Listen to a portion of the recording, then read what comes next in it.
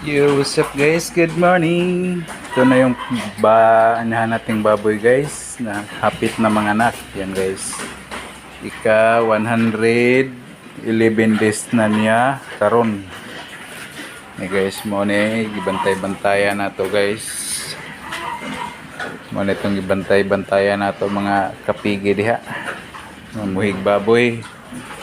Hapit na ni mga anak ni babuyan ako. So ngunit kung atang-atangan sugod nagpanguan niyang tutoy ang galang na yan tutoy guys, hapit na ni mga anak.